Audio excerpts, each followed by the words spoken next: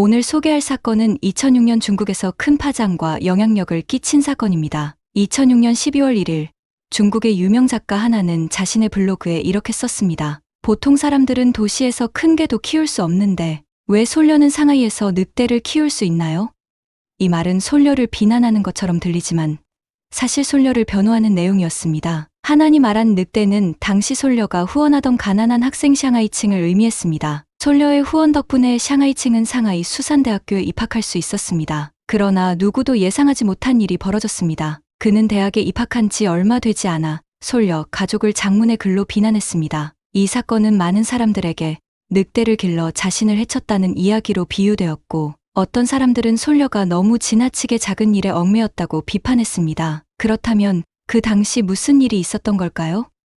오늘 우리는 솔려의 후원 사건에 대해 자세히 이야기해 보겠습니다. 2002년 3월 중국의 여배우 솔려는 윈난성에서 촬영 중이었습니다. 그녀는 TV에서 산간 지역의 희망이라는 특별 프로그램을 보았습니다. 이 프로그램은 충칭 TV의 기자이자 프로듀서인 추자오쥐가 전국의 8개 빈곤 지역을 돌아다니며 51명의 가난하지만 우수한 학생들을 인터뷰하여 만든 시리즈였습니다. 2002년 3월 19일에 방영된 에피소드의 주제는 남자는 스스로 강해야 한다는 내용으로 충칭 우시현에서 태어난 가난한 학생 샹하이층의 이야기를 다루었습니다. 샹하이층의 아버지는 농부였고 어머니는 심한 천식으로 침대에 누워 생활했습니다. 그의 형은 결혼 후 아내와 함께 광둥성으로 일하러 떠났고 어린 샹하이층은 병든 부모를 돌보아야 했습니다. 그는 늘 중퇴의 위기에 처해 있었습니다. 중학교를 졸업한 후 샹하이층은 우산사범학교에 합격했지만 학비를 낼 수 없어 결국 시골에서 고등학교를 다녔습니다.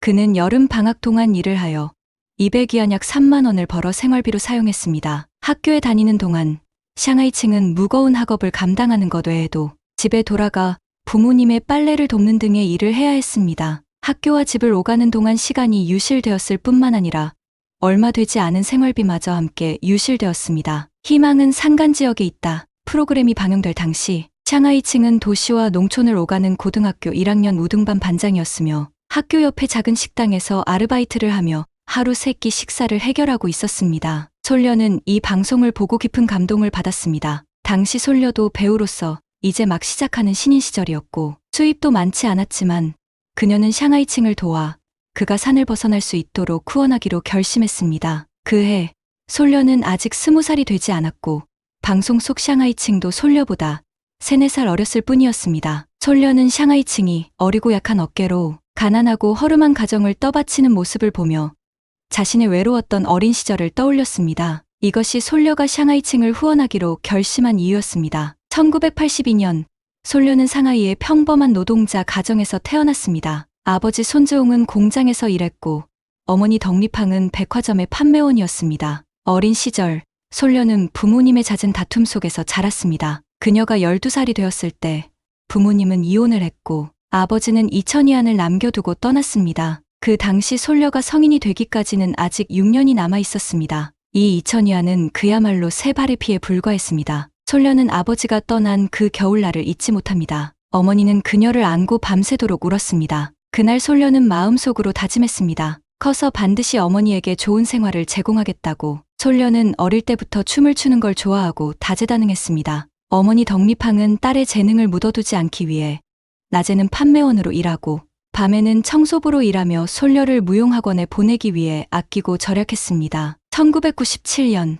솔려는 중학교를 졸업한 후 15살의 나이에 상하이 경비구 병사의 아마추어 예술공연단에 들어가 예술병사가 되었습니다. 이듬해 그녀는 전군 예술공연에서 무용공연으로 1등상을 받아 3등공을 세웠습니다. 1999년에는 전국군민화합의 밤 행사에 참여해 당시 주석이었던 장쩌민의 환영을 받으며 우수병사로 평가받았습니다. 2000년에 솔려는 전국 무용대회에서 금상을 수상하고 2등 공운을 세웠습니다. 같은 해 말 제대 후 솔려는 홀로 베이징으로 진출했지만 가장 어려울 때는 집세조차 낼 수 없었습니다. 아버지 손즈홍과 계모 황유링은 솔려의 할아버지로부터 솔려가 베이징에서 어려운 생활을 하고 있다는 소식을 듣고 밤낮으로 맥주병을 닦아 몇천 위안을 모아 솔려에게 익명으로 보냈습니다. 많은 시간이 지난 후 솔려는 이 사실을 알게 되었고 어머니의 설득으로 아버지를 용서했습니다. 2001년 솔려는 싱가포르 오디션 프로그램에 참가해 재능을 인정받아 준우승을 차지했고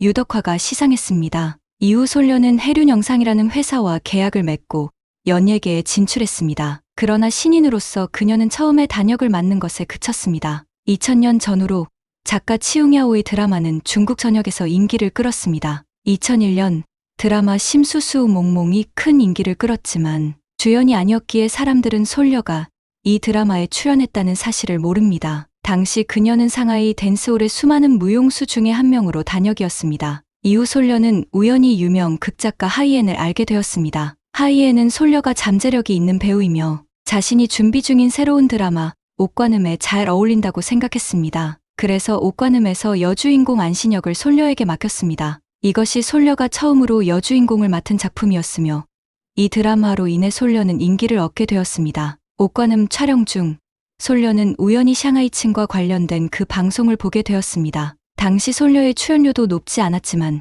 그녀는 어머니 덕리팡에게 희망은 산간지역에 있다. 프로그램 제작진과 연락하도록 부탁했고 덕 여사의 이름으로 샹하이층을 후원하기 시작했습니다. 솔려는 매달 샹하이층에게 500위안의 생활비를 지원해 생활의 부담을 덜어주었으며 열심히 공부하여 지식을 통해 운명을 바꾸고 나중에 사회에 보답할 수 있도록 격려했습니다. 솔려의 어머니 덕리팡은 가끔 샹하이층에게 책, 옷, 생활용품 등을 보내주기도 했습니다. 샹하이층의 어머니가 천식을 앓고 있다는 소식을 들은 덕리팡은 상하이에서 천식에 좋은 약을 사서 보내주기도 했습니다. 이러한 선행과 매달 500위안의 후원 덕분에 솔려와 샹하이층의 운명은 얽히게 되었습니다. 샹하이층은 이후 6천자에 달하는 장문의 글에서 이렇게 썼습니다. 선생님 손에서 덕 이모가 보내준 500위안의 기부금을 받는 순간 제 손은 떨리고 뜨거운 눈물이 눈가에 가득 차올랐습니다. 눈물이 고여 손에 든 돈이 위아래로 뛰는 것처럼 보였고 전신이 마비되어 선생님이 제 어깨를 두드리는 것도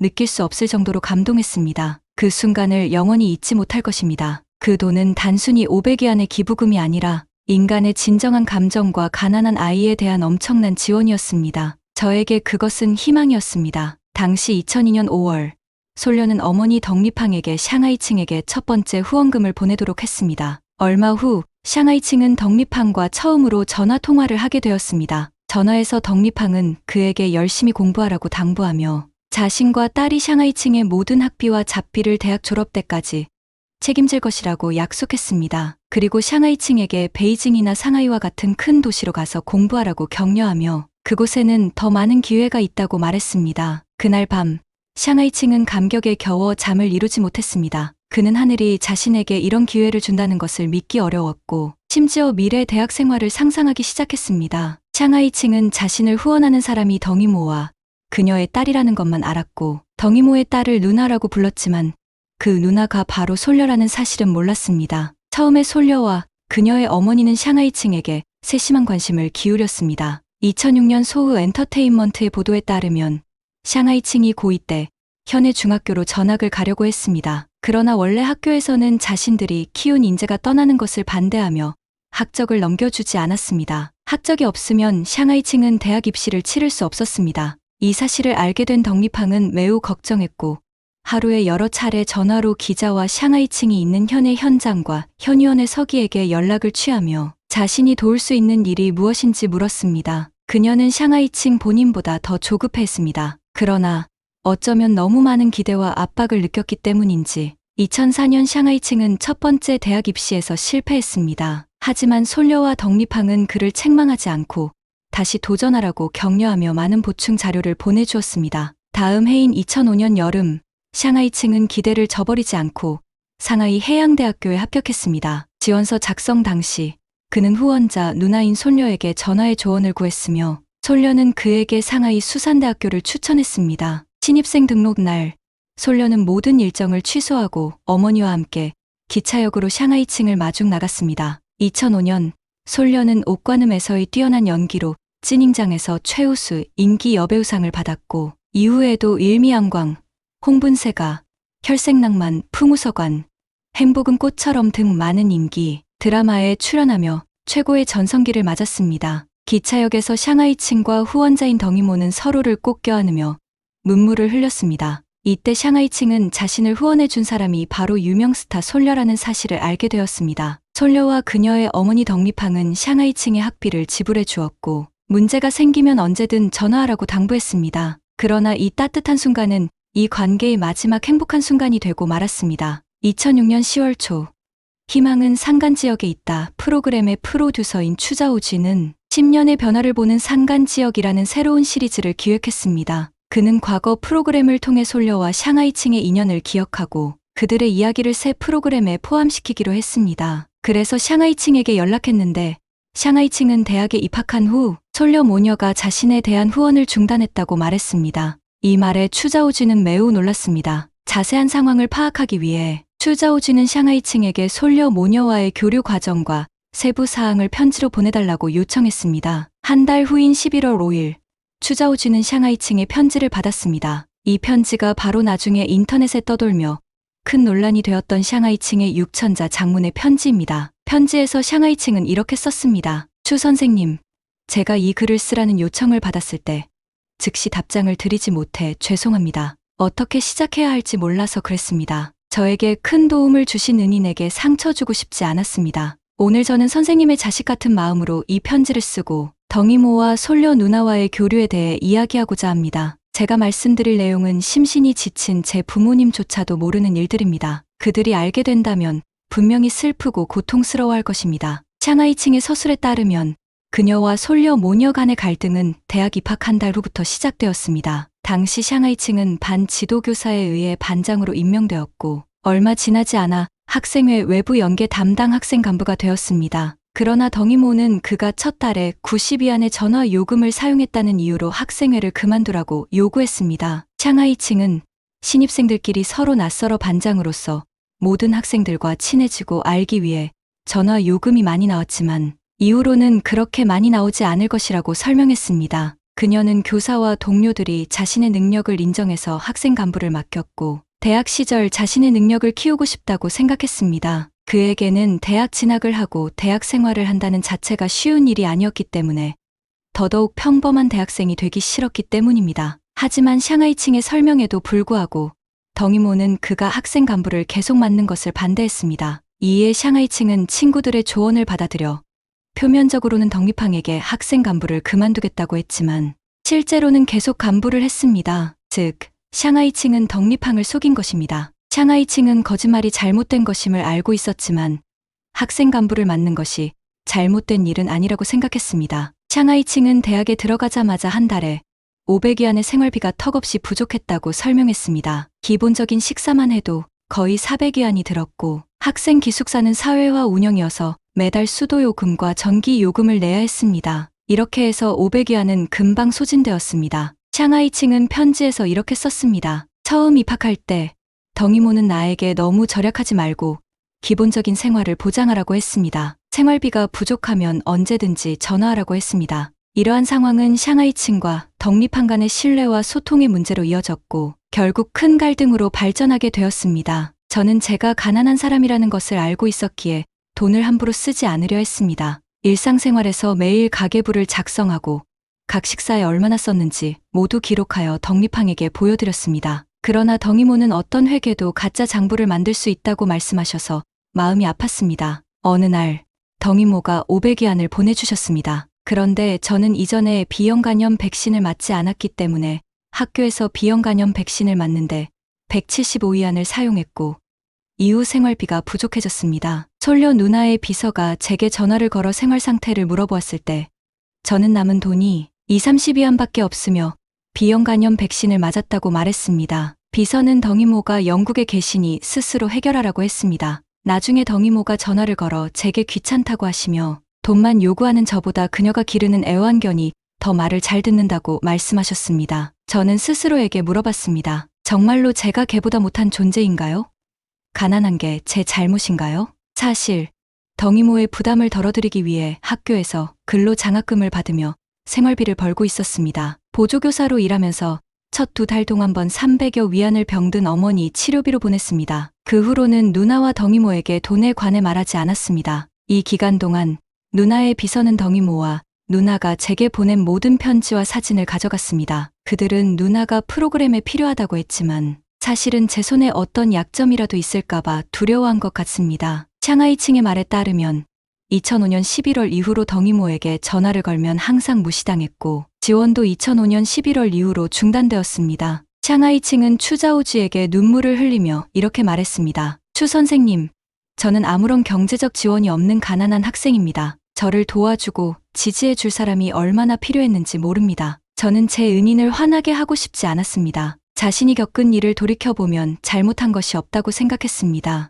유일한 잘못은 자신이 너무 어리고 순진했던 것이었습니다. 산골에서 자란 그는 복잡한 사회와 사람들을 대하기 어려웠습니다. 가난해도 의지는 꺾이지 않는다고 하지만 그는 개보다 못한 사람에게 존엄이 있을까라고 의문을 품었습니다. 그는 자신의 어리석음을 깊이 반성했고 사람들과의 관계에서 진심이 아닌 말을 할 줄 몰랐지만 정직한 사람이 되는 것이 잘못인지 모르겠다고 했습니다. 이것이 시골과 도시의 차이일지도 모른다고 생각했습니다. 샹하이칭은 편지의 마지막에 추자오지에게 편지 내용을 공개하지 말아달라고 부탁했습니다. 물론 누나가 필요하거나 동의할 경우에는 공개에 협조할 의향이 있다고 덧붙였습니다. 하지만 추자오지는 고민 끝에 2006년 11월 28일 선한 씨앗이 왜 변형된 열매를 맺는가라는 주제로 자신의 블로그에 샹하이칭의 편지를 공개했습니다. 그는 자신의 행동에 대해 과거 자신도 대파상구의 가난한 소녀를 지원했지만 나중에 소녀가 자신을 원망하게 되어 원수가 된 경험이 있었다고 설명했습니다. 그는 이 편지가 사람들에게 생각할 거리를 줄 수 있을 것이라고 믿었습니다. 선한 씨앗이 왜 변형된 열매를 맺는가라는 주제로 사람들의 의견을 모아 순수한 산골 아이가 어떻게 사회의 사랑을 대하는지 배우게 하고 어떻게 선행을 해야 최상의 결과를 얻을 수 있는지에 대한 논의를 촉발시키고자 했습니다. 추자오지는 블로그에 관련자들의 신원을 모두 모자이크 처리하여 솔려를 스타 SL로 샹하이칭을 장하이칭으로 변경했습니다. 그러나 동시에 SL이 상하이 출신이며 국내에서 매우 유명한 스타라는 점을 언급하여 사람들이 솔려임을 쉽게 알아차릴 수 있게 했습니다. 결과적으로 이 일은 큰 논란을 일으켰고 많은 사람들의 관심과 논의를 불러일으켰습니다. 이후 사건에 연루된 샹하이칭, 솔려의 어머니 덩리팡, 그리고 기자 추자오지 모두 여론의 비난을 받게 되었습니다. 2006년 11월 말부터 12월 초까지 소우 엔터테인먼트, 광저우 데일리, 현대쾌보, 생활데일리 등 여러 매체에서 솔려 후원 사건을 보도했습니다.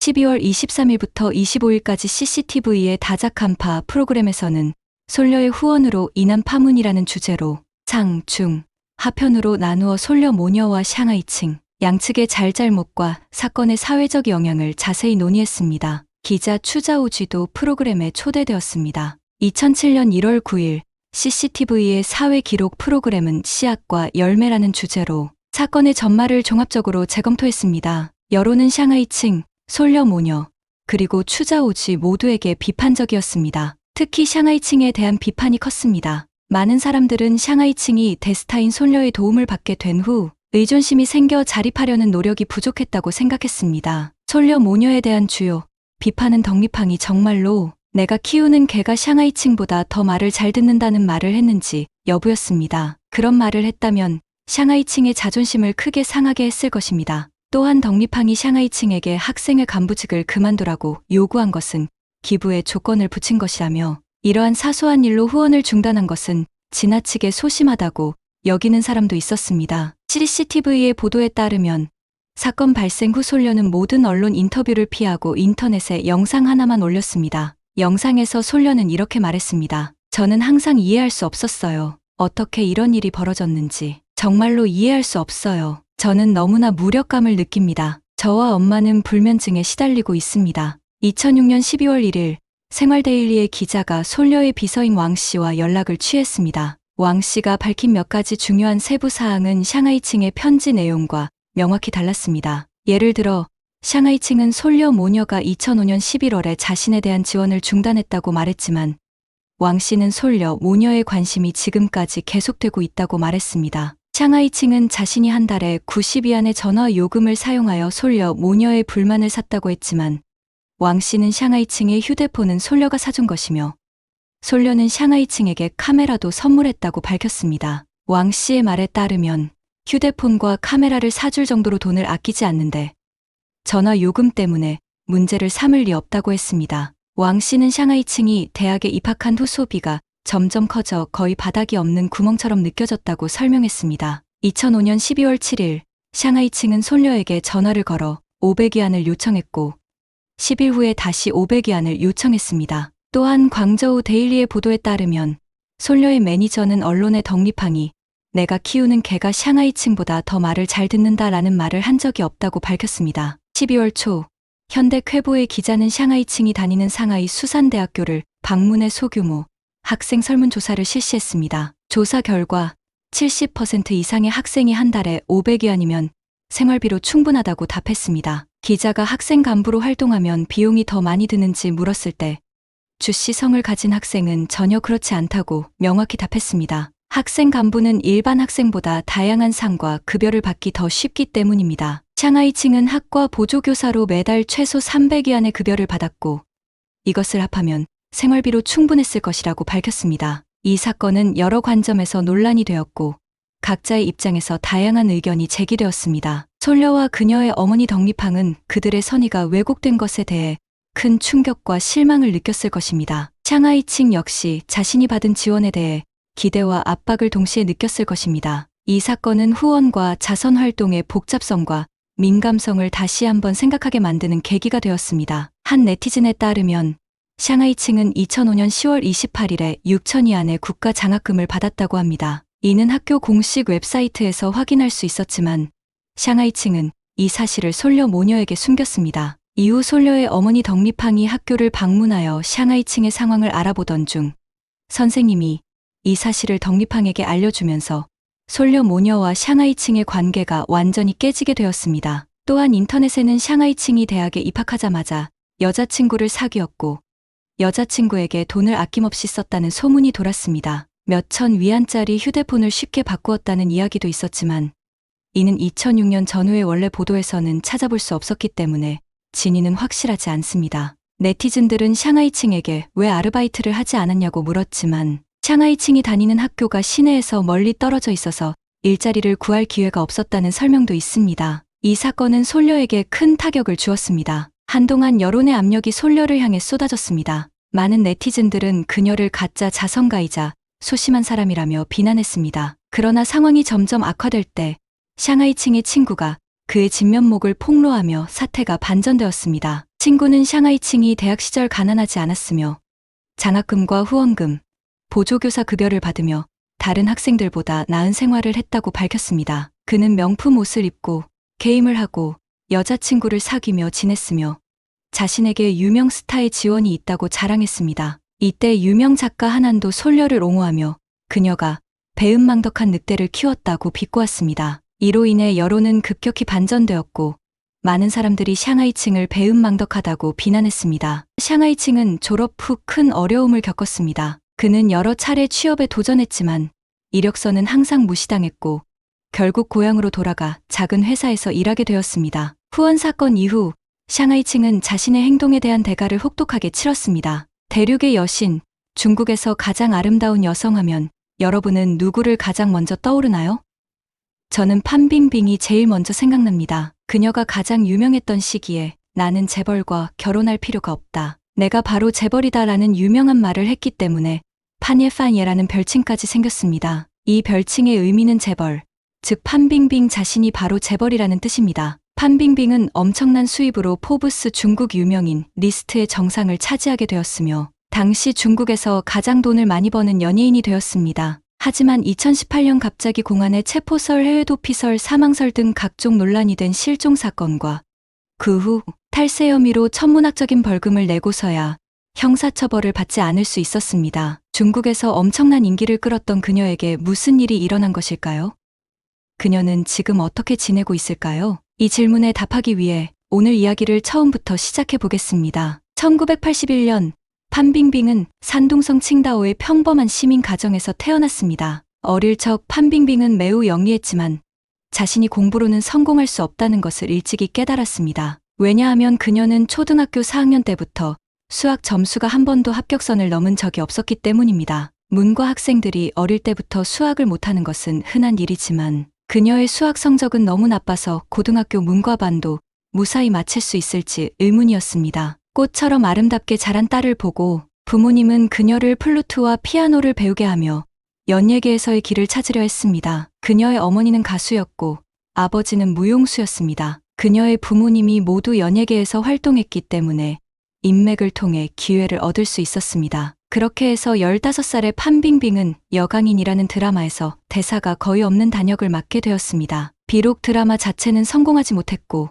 방송 후에도 큰 반향을 일으키지 못했지만 판빙빙은 촬영 중에 인생의 첫 번째 귀인을 만나게 되었습니다. 어느 날 여강인 촬영 현장에서 판빙빙은 다른 엑스트라들과 함께 앉아 출연 순서를 기다리고 있었습니다. 그때 여주인공 유설아가 지나가다가 판빙빙을 보고 마음속으로 감탄했습니다. 정말 눈에 띄게 예쁜 소녀가 있네. 유설아는 큰 눈을 반짝이는 이 소녀가 큰 스타가 될 제목임을 직감했고 과감히 판빙빙을 대만 유명 작가 치용야오에게 추천했습니다. 유설아는 치용야오의 단골 배우이자 애제자였기 때문에 그녀의 추천을 치용야오는 당연히 받아들였습니다. 이렇게 해서 판빙빙은 인생에서 가장 중요한 역할을 맡게 되었습니다. 그것은 바로 황제의 딸에서 즈웨리 공주의 시녀 찐서어 역이었습니다. 황제의 딸 드라마가 방영되자마자 큰 인기를 끌었습니다.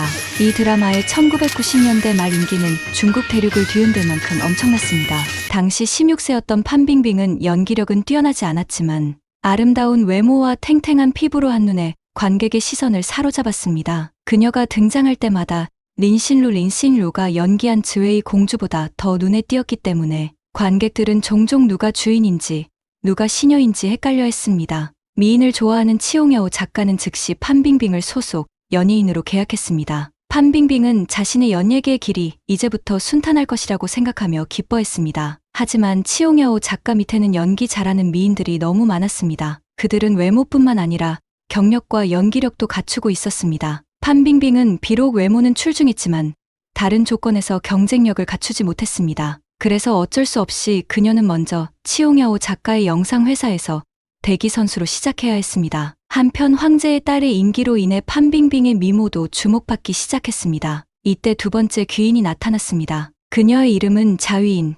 절강성의 한 부유한 사업가로 판빙빙의 계약을 풀기 위해 치용야오 작가에게 많은 돈을 지불했습니다. 그는 판빙빙을 여주인공으로 만들기 위해 재정적 지원을 아끼지 않았습니다. 두 사람 사이의 연인 관계에 대한 소문도 돌기 시작했습니다. 하지만 미인은 한 사람만의 관심을 받는 법이 아니죠. 더욱이 판빙빙 같은 매력적인 미인은 더욱 그렇습니다. 그녀의 스캔들 상대는 빠르게 바뀌었습니다. 처음에는 건재한 홍콩 배우 홍금보부터 대배우 성룡, 화이브라더스의 부회장 왕중레이, 헝다 그룹의 회장이자 중국 최고 부자인 쉬자인까지 이렇게 그녀의 스캔들 상대의 지위가 점점 높아지면서 판빙빙은 드라마 배우에서 영화 배우로 활동하게 되었습니다. 약 120편의 영화에 출연했고 수많은 TV 예능 프로그램에도 참여했습니다. 판빙빙이 연예계에서 인기를 얻는 속도는 중국 영화계에서도 놀랄만한 수준이었습니다. 판빙빙은 10여 년의 시간 동안 로켓처럼 빠른 속도로 작은 역할만 맡던 배우에서 최고의 여배우로 성장했습니다. 각종 광고 계약을 끊임없이 따냈습니다.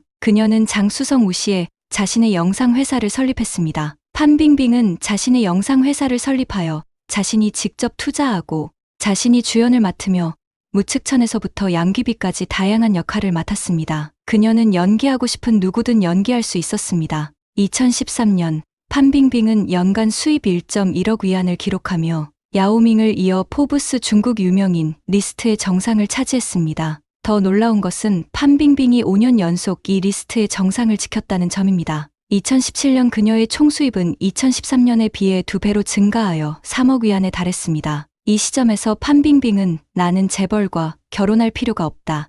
내가 바로 재벌이다라는 당당한 발언을 했습니다. 여러 매체들이 계산한 바에 따르면 판빙빙의 자산은 30억 위안이 넘었습니다. 이로 인해 네티즌들은 그녀에게 판예라는 별명을 붙였습니다. 그러나 2018년 5월 28일 판빙빙의 운명이 급격히 변하는 사건이 발생했습니다. 중국 중앙 텔레비전 CCTV의 전 유명 진행자 추이용위안이 자신의 웨이보에 5개의 계약서 스크린샷을 올렸습니다. 그 중 한 계약서에는 판빙빙의 이름이 적혀 있었고 추이용위안은 중국 연예계의 음양 계약서의 비밀을 폭로하겠다고 선언했습니다. 음양 계약서란 무엇일까요? 음양 계약서는 두 가지 다른 계약서를 의미합니다. 이중 계약서라고도 불리며 이는 연예인과 제작사가 동시에 2개의 계약서를 작성하는 것을 의미합니다. 하나는 세금 당국에 제출되는 공개된 양 계약서로 실제보다 낮은 금액이 기재되어 있습니다. 다른 하나는 비공개된 계약서로 실제 거래, 금액이 명시된 비공식 계약서입니다. 이를 통해 연예인과 제작사는 세금을 적게 내기 위해 소득을 축소 신고합니다. 이러한 계약서는 세금 탈루를 목적으로 사용됩니다. 판빙빙의 음양계약서 사건은 중국 연예계에 큰 충격을 주었고 그녀의 경력에 큰 타격을 입혔습니다. 추이용위안이 폭로한 사례에서 양 계약서의 금액은 적으며 세무당국에 제출되는 용도입니다. 반면에 계약서는 실제 소득을 반영하며 양 계약서의 금액보다 몇 배 더 많습니다. 예를 들어 추이용위안은 판빙빙이 대폭발이라는 영화에 출연할 때 이중계약서를 사용했다고 폭로했습니다. 세무당국에 제출된 양 계약서에는 판빙빙의 4일 출연료가 1천만 위안으로 표시되어 있었지만 실제로는 계약서를 통해 추가로 5천만 위안을 받을 수 있었습니다.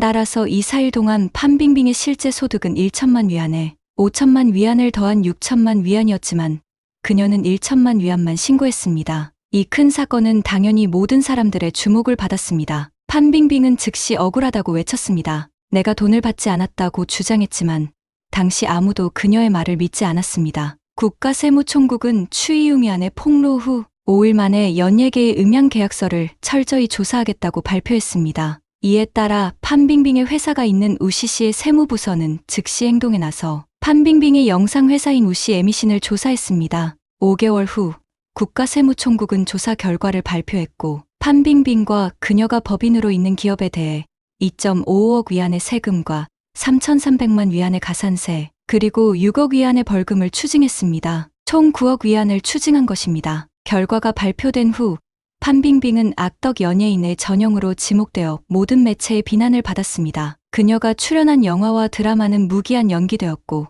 출연한 모든 예능 프로그램도 방송이 중단되었습니다. 상황이 이렇게 되자 대중들은 두 가지 의문을 가지게 되었습니다. 첫 번째는 추이용위안이 폭로한 5개의 음양계약서 중 왜 유독 판빙빙만 철저히 조사되었는가? 두 번째는 여러 매체들이 설명한 음양계약서가 사실 큰 문제점을 포함하고 있다는 점입니다. 이는 영화계의 가장 깊은 비밀과 판빙빙이 중국 본토에서 복귀할 수 있는 가능성에 관련되어 있습니다. 무엇일까요? 추이용위안이 폭로한 사람들 중 판빙빙 외에는 누구였을까요? 그들은 각각 감독 펑샤오강과 작가 류전인이었습니다. 이후 추이용위안은 또 다른 스타 부부를 암시하며 언급했지만 구체적인 이름은 밝히지 않았습니다. 여기서 추이용위안과 판빙빙의 관계를 간단히 소개할 필요가 있습니다. 왜 추이용위안은 이렇게 강하게 대응했을까요?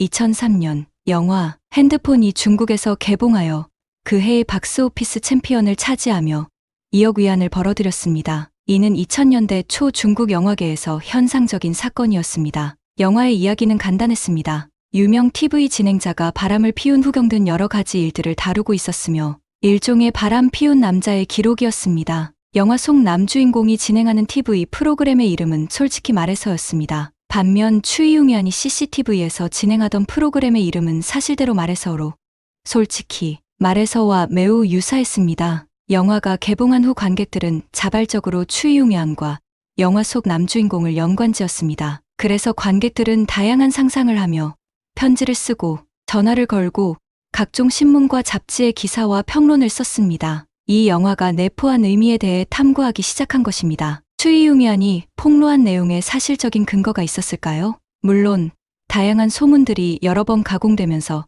점점 더 구체적으로 퍼져나갔습니다. 당시에는 웨이보와 위챗이 없었지만 엄청난 양의 루머와 비난이 여전히 추이용위안에게 큰 상처를 주었습니다. 그래서 추이용위안은 영화 핸드폰의 작가와 감독과 갈등을 겪게 되었습니다. 영화 핸드폰의 작가는 류전인이고 감독은 펑샤오강이며 판빙빙은 그저 배우 중 한 명이었습니다. 따라서 추이용위안의 폭로의 주타깃은 류전인과 펑샤오강이었고 판빙빙은 단지 그 과정에서 함께 언급된 것입니다. 그런데 왜 류전인과 펑샤오강은 아무 문제가 없고 세무당국은 판빙빙만 집중적으로 조사했을까요? 류전인과 펑샤오강이 돈이 없어서일까요? 세무당국이 그들에게서 돈을 뽑아낼 수 없어서일까요? 류전인의 재산은 잘 알려지지 않았지만 펑샤오강은 중국 영화계의 거장 중 한 명으로 분명히 돈이 있습니다. 그러나 추이용위안이 나중에 암시한 또 다른 스타 부부의 재산도 판빙빙과 비슷합니다. 추이용위안은 그 부부의 이름을 직접 밝히지는 않았지만 그들이 서명한 음양 계약서의 가치는 7.5억 위안에 달한다고 했습니다. 반면 판빙빙의 음양 계약서 금액은 6천만 위안에 불과했지만 세무당국은 그 부부를 눈 감아주고 판빙빙만 집중적으로 조사했습니다. 그렇다면 왜 세무당국의 목표는 처음부터 판빙빙이었을까요? 영화계에서 제작자는 갑이라고 불리며 배우와 감독 등은 을이라고 불립니다. 아무리 유명해도 그들은 갑이 고용한 사람들입니다. 배우들의 출연료에 대한 세금은 갑이 대신 원천 징수하고 납부합니다. 배우들이 받는 금액은 모두 세후 소득입니다. 그래서 갑이 판빙빙에게 약속한 출연료가 1천만 위안이든 5천만 위안이든 모두 세후 소득이어야 합니다. 음양 계약서는 단지 갑의 비용을 절감하기 위한 것입니다. 그렇다면 문제가 생깁니다. 판빙빙이 추가적인 이익을 얻지 않는 상황에서 왜 법적 위험을 감수하면서까지 음양 계약서에 서명했을까요? 그리고 판빙빙의 명성으로 볼 때 제작자가 신인 대하듯이 강압적으로 법적 책임을 떠넘기기는 어려웠을 것입니다. 논리적으로 문제가 있는 일이 현실에서 발생한 것입니다. 이는 각 업계 특유의 규칙과 특정한 인간관계와 관련이 있을 가능성이 큽니다. 그래서 판빙빙은 억울함을 호소한 것입니다. 사건 이후 추이용이안도 중국 언론에 판빙빙이 실제로 6천만 위안을 받지 않았을 가능성이 있다고 말했습니다.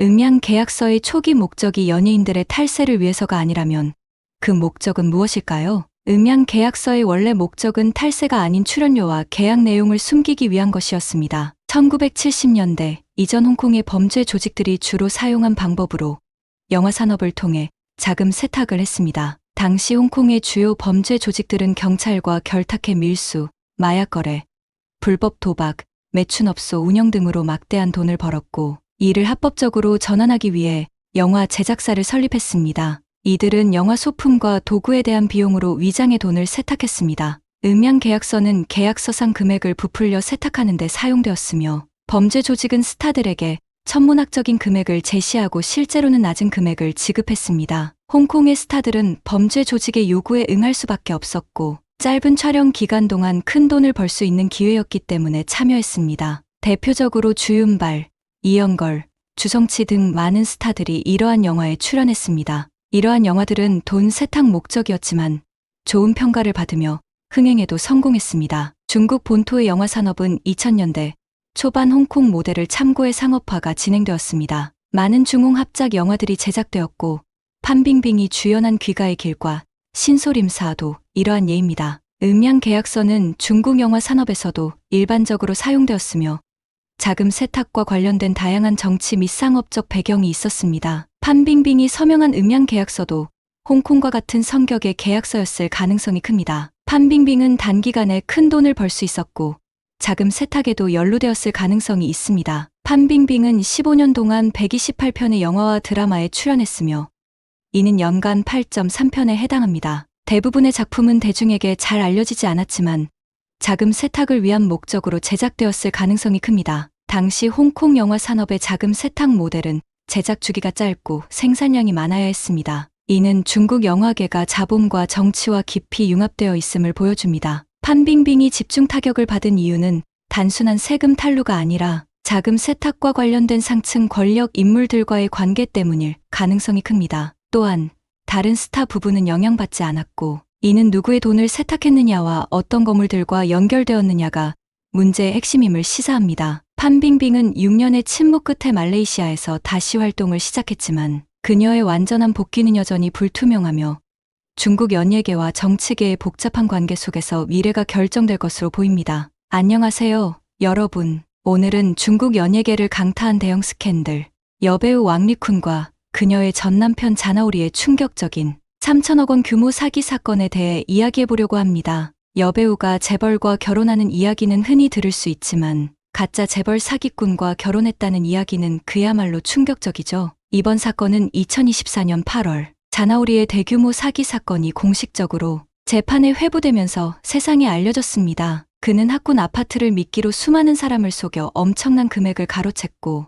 이 돈은 그의 사치스러운 생활과 불법적인 활동에 사용되었습니다. 오늘은 이 사건의 전말을 깊이 파헤쳐 보겠습니다. 자나오리는 베이징 출신으로 어렸을 때부터 키가 크고 매력적인 외모로 주목받는 인물이었습니다. 그의 외모는 성숙하고 신뢰감 있는 이미지를 주었고 많은 여성들이 그를 이상적인 남자친구로 여겼습니다. 그러나 그의 진짜 정체는 그 누구도 알지 못했습니다. 그는 재벌이 아닌 재벌 행세를 하는 사기꾼이었습니다. 자나오리는 처음에 베이징 서커스단에서 일하며 경력을 쌓았습니다. 그러나 2005년 그는 사기 혐의로 체포되어 6년형을 선고받고 감옥에 갔습니다. 하지만 출소한 후에도 그는 사기 행각을 멈추지 않았고 오히려 연예계에 발을 들여 많은 사람들을 속이기 시작했습니다. 자나오리는 자신이 큰 부를 가진 사업가라고 속이며 부동산을 비롯한 여러 비즈니스에 투자를 시작했습니다. 자나오리가 저지른 가장 큰 사기 사건은 베이징 북부에 위치한 쌍천가원이라는 재건축 아파트 단지에서 일어났습니다.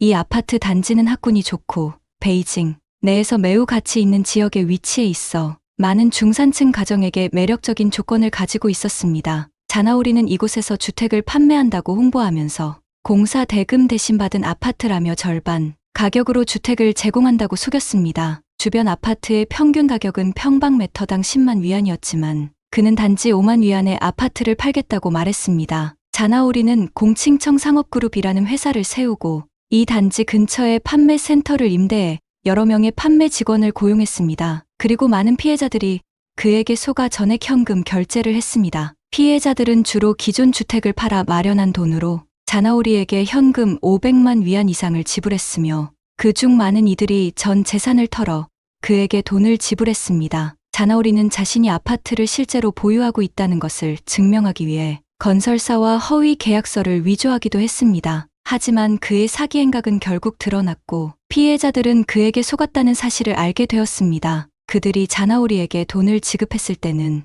이미 아무것도 남지 않은 상태였습니다. 자나오리와 여배우 왕리쿤의 결혼은 연예계에 큰 충격을 주었습니다. 왕리쿤은 중국의 인기 여배우로 그녀의 청순한 외모와 뛰어난 연기력으로 많은 팬들에게 사랑받았습니다. 왕리쿤은 1985년 중국 내몽골 자치구의 적봉시에서 태어났습니다. 그녀는 어릴 때부터 청순하고 사랑스러운 외모로 주목받았으며 장난기 많은 성격과 활발한 활동으로 주변 사람들의 관심을 받았습니다. 어렸을 때 그녀는 남자아이처럼 활발하고 장난을 많이 치며 부모는 그런 그녀를 말괄량이라고 불렀습니다. 특히 그녀는 친구들과 싸우는 것을 즐겼고 종종 얼굴에 멍이 들 정도로 활발하게 놀았습니다. 부모는 이런 성격을 다듬고 여성스러운 품위를 기르기 위해 그녀에게 무용을 배우도록 권했습니다. 왕리쿤은 무용에 뛰어난 재능을 보였으며 결국 베이징 무용학원에 입학하는 데 성공했습니다. 그녀는 무용가로서 경력을 쌓기 시작했고 만약 연예계에 발을 들이지 않았더라면 지금도 무용에 전념하고 있을 가능성이 큽니다. 그러나 2002년 왕리쿤의 인생을 바꿔놓은 큰 사건이 일어났습니다. 당시 유명 감독인 쉬커가 영화 칠거마천산을 촬영하기 위해 베이징 무용학원을 방문하던 중 우연히 그녀를 발견했습니다. 쉬커는 그녀의 매력에 매료되어 바로 캐스팅을 제안했고 이를 계기로 왕리쿤은 연예계에 데뷔하게 되었습니다. 왕리쿤은 쉬커 감독의 영화로 데뷔한 후 연예계에서 빠르게 성장했습니다. 그녀의 첫 출연작임에도 불구하고 뛰어난 연기력과 눈에 띄는 외모 덕분에 많은 이들의 주목을 받았습니다. 이후 그녀는 수많은 드라마와 영화에 출연하며 커리어를 쌓아갔습니다. 특히 2009년에 출연한 미인심계는 그녀를 단숨에 톱 여배우의 반열에 올려놓았습니다. 이 드라마는 큰 인기를 끌었고 왕리쿤의 뛰어난 연기력은 많은 팬들에게 깊은 인상을 남겼습니다. 왕리쿤은 연기 외에도 다양한 광고와 모델 활동을 통해 대중에게 더욱 친숙해졌습니다. 그녀는 뛰어난 외모와 독특한 매력으로 수많은 브랜드의 얼굴이 되었으며 화장품 브랜드 마즈리의 광고, 모델로도 활약했습니다. 그녀는 청순하면서도 성숙한 매력을 동시에 가지고 있어 다양한 역할을 소화해낼 수 있는 다재다능한 배우로 인정받았습니다. 그러나 그녀의 연예계 활동이 성공적이었음에도 불구하고 왕리쿤은 사생활에서는 많은 굴곡을 겪었습니다. 그녀는 여러 차례 연애 스캔들에 휘말렸고 그 중에서도 배우 차오전이와의 연애가 가장 큰 이슈가 되었습니다. 두 사람은 오랜 기간 동안 교제했지만 결국 결별하게 되었고 차오전이는 다른 배우와 결혼하게 되었습니다. 이로 인해 왕리쿤은 큰 상처를 받았고 이후 여러 스캔들이 이어지면서 그녀의 사생활은 불안정해졌습니다. 자나오리와 왕리쿤은 2019년 혼인 신고를 했습니다. 당시 몇몇 파파라치들이 그들이 민정국에 나타나는 모습을 포착했지만 왕리쿤은 이를 부인했습니다. 하지만 나중에 밝혀진 사실에 따르면 그들은 실제로 결혼을 했고 그 시점에 자나오리는 본격적으로 사기 행각을 시작했습니다. 이 때문에 많은 사람들이 왕리쿤이 그의 범죄에 연루되었을 가능성을 제기하고 있습니다. 자나오리가 사기로 벌어들인 돈으로 왕리쿤에게 수천만 위안, 상당의 고급 주택과 차를 선물했다는 주장도 나왔습니다. 이 소문은 왕리쿤에게 큰 타격을 주었으며 그녀는 한동안 모든 활동을 중단하기도 했습니다. 많은 네티즌들은 왕리쿤이 자나오리의 범죄를 도운 공범일 수도 있다는 의혹을 제기하며 그녀를 비난했습니다. 그러나 왕리쿤의 소속사는 공식 성명을 통해 그녀가 자나오리의 사기 행각과는 전혀 관계가 없다고 밝혔습니다. 그녀는 자나오리의 범죄에 대해 전혀 알지 못했으며 그로부터 어떤 이익도 취하지 않았다고 주장했습니다. 또한 그녀는 자나오리로부터 고급 선물이나 금품을 받은 적이 없다고 밝히며 자신의 결백을 주장했습니다. 자나오리가 저지른 범죄는 단순한 사기에서 그치지 않았습니다. 그는 사기로 벌어들인 돈을 유흥과 향락에 사용했으며 그 중 일부는 매춘에 사용되었습니다. 법정에서 자나오리는 자신이 벌어들인 돈 중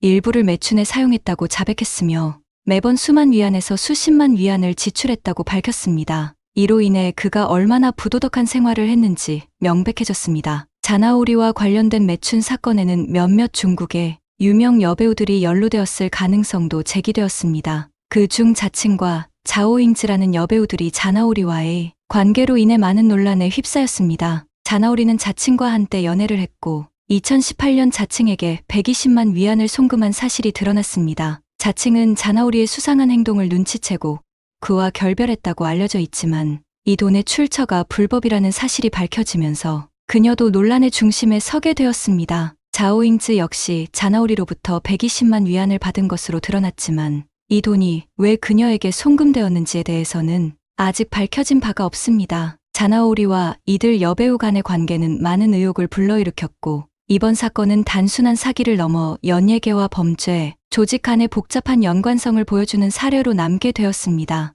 2024년 8월 자나오리와 그의 공범 자오징 등은 법정에 출석해 재판을 받았습니다. 검찰은 자나오리가 총 13억 9천만 위안을 사기쳤다고 기소했으며 그중 9억 위안은 이미 손실되었습니다. 현재까지 회수된 금액은 단 1억 위안에 불과하며 나머지 금액은 자나오리가 사치와 향락에 사용한 것으로 밝혀졌습니다. 일부 자금은 해외로 송금되었고 이를 회수하는 것은 매우 어려운 상황입니다. 자나오리는 법정에서 자신이 벌어들인 돈을 어디에 사용했는지 솔직하게 인정했습니다. 그는 자신의 유흥과 매춘에 돈을 썼으며 왕리쿤 몰래 여러 차례 매춘을 했다고 밝혔습니다. 매춘에 사용된 금액만 해도 수백만 위안에 달하는 것으로 확인되었습니다. 한편 왕리쿤은 이 사건으로 인해 큰 타격을 입었지만 그녀는 계속해서 자신의 결백을 주장하고 있습니다. 그녀는 자나오리의 범죄와는 무관하며 그로부터 어떠한 이득도 취하지 않았다는 입장을 고수하고 있습니다. 또한 그녀는 이번 사건 이후 다시 연예계 활동을 재개했으며 많은 팬들이 그녀를 응원하고 있습니다. 자나오리와 왕리쿤의 사건은 단순한 사기 사건을 넘어 연예계와 비즈니스 세계에서의 범죄 연루 가능성을 보여주는 중요한 사례입니다. 자나오리는 수많은 사람들을 속이고 거대한 부를 축적했지만 결국 법의 심판을 받게 되었습니다. 왕리쿤은 이 사건으로 인해 큰 피해를 입었지만 그녀는 자신의 무고함을 증명하기 위해 노력하고 있으며 앞으로의 커리어가 어떻게 될지는 지켜봐야 할 것입니다. 여러분은 이번 사건에 대해 어떻게 생각하시나요? 여러분의 생각을 댓글로 남겨주세요. 배우 바이징이 남편에게 피살되었다. 2012년 이 뉴스는 중국 연예계를 뒤흔든 충격적인 사건으로 전해졌습니다. 당시 연예계에서 가장 주목받던 이들의 사랑은 바이징의 미모에 매료된 저우청아이와 남편의 부를 바랐던 바이징의 관계로 설명되었습니다. 29살의 중국 여배우 바이징은 칼에 13번이나 찔려 사망했으며 범인은 다름 아닌 그녀의 남편이었습니다. 더욱 놀라운 점은 경찰이 현장에 도착했을 때 저우청아이가 처벌을 피하려는 기색조차 보이지 않았다는 사실입니다. 저우청아이는 스스로를 자해하였고 결국 구급차에서 사망 판정을 받았습니다. 임종 직전 그는 울며 외쳤습니다. 이 여자는 정말 너무 가혹했어요. 내가 어쩔 수 없었어요. 부부가 모두 생을 마감한 이 사건은 즉시 온라인에서 뜨거운 논란의 중심이 되었습니다. 한 사람은 연예계의 인기 여배우였고 또 한 사람은 수십억 위안의 자산을 지닌 재벌이었습니다. 그들이 왜 이렇게 극단적인 결말을 맞이하게 되었을까에 대한 의문은 계속되었고 경찰의 수사 결과 이 사건이 여배우와 재벌을 둘러싼 기이한 불륜, 사기, 그리고 조직 범죄와 연관된 사건임이 밝혀졌습니다. 1983년 바이징은 중국 야오닝 성태링에서 태어났습니다. 아버지는 부동산 공사 현장에서 일했고 어머니는 보일러실에서 일했으며 두 분 모두 정식 교육을 많이 받지 않아 묵묵히 노동에만 전념하셨습니다. 바이징의 부모님은 그녀가 어릴 때 이혼하였고 그 이후 바이징은 어머니와 함께 자라며 아버지의 사랑이 결핍된 채로 성장했습니다. 어려서부터 일찍 철이 든 바이징은 4살 때 혼자 열쇠를 가지고 유치원에 다녔고 선생님이 주신 사과도 집에 가져와 어머니와 나누어 먹었습니다.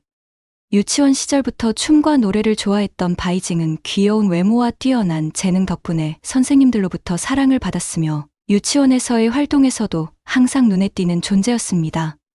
그때부터 그녀는 무대의 중심에 설 운명이었던 것처럼 보였습니다. 예술을 향한 꿈은 부모님에게도 자부심이었지만 예술 교육에는 비용이 많이 들었기에 어머니는 생활비를 아끼며 딸의 무용 교육을 결심하셨습니다. 1996년 13세가 된 바이징은 중국 석탄문공단 산하 예술학교에서 무용을 배우기 시작했습니다.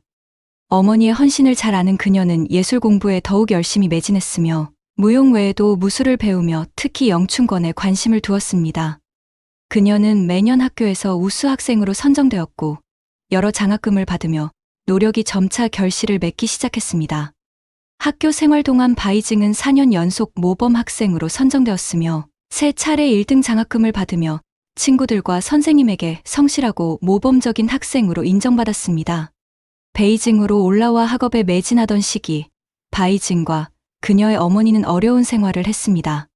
바이징은 학교 기숙사에서 지냈고 어머니는 사평이 되지 않는 지하방에서 생활하며 어려움을 겪었습니다. 바이징은 어머니가 자신의 모든 것을 걸고 미래를 위해 희생하는 모습에 더욱 열심히 노력했습니다.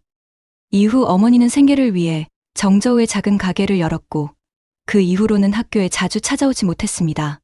그러던 중 바이징이 어머니에게 여러 번 물어보며 알게 된 사실은 어머니에게 새로운 남자친구가 생겼다는 것이었습니다.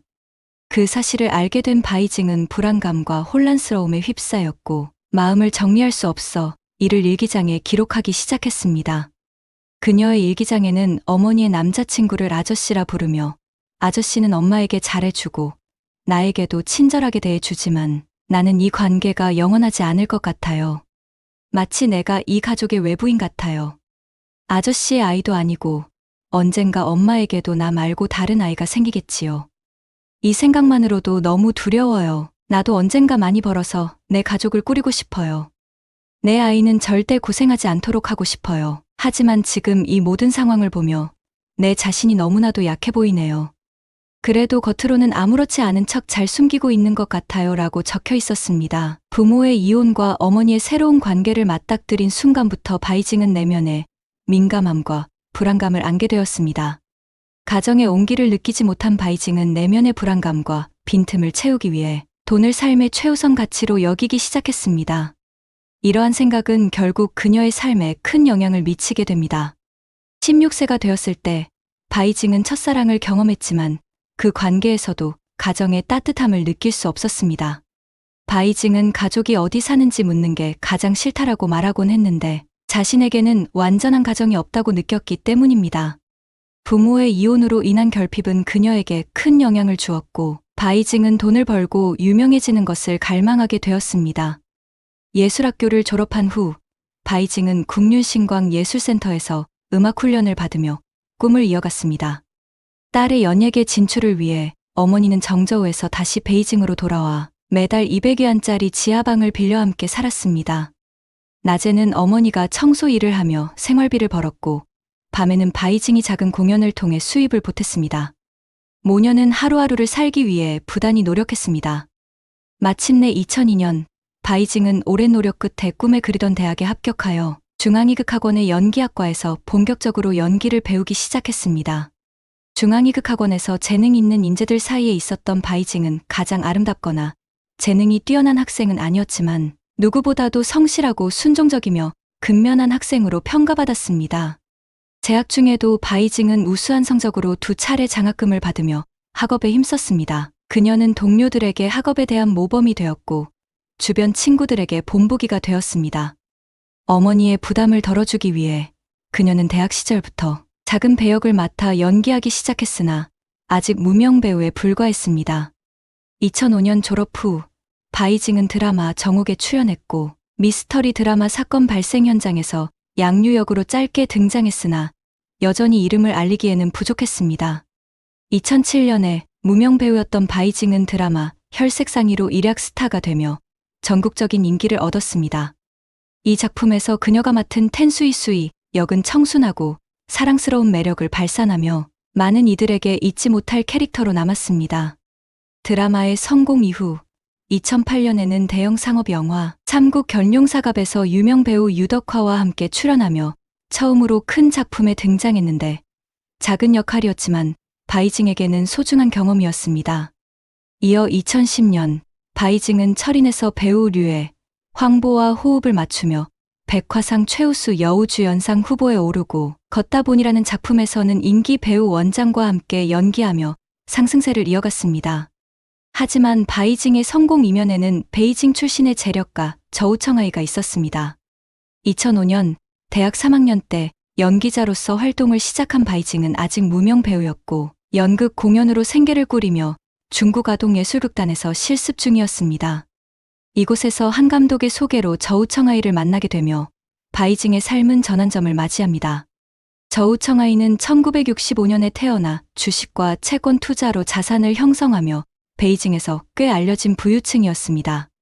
바이징을 처음 본 저우청아이는 큰 호감을 느끼고 적극적으로 다가갔고 자신의 기혼 상태와 자녀가 있다는 사실을 숨긴 채 바이징보다 단지 몇 살 많다고 말했습니다. 두 사람은 고급 레스토랑에서 식사 약속을 잡았으나 바이징은 예상과 다르게 한 작은 식당에서 마라탕을 먹자고 제안했습니다.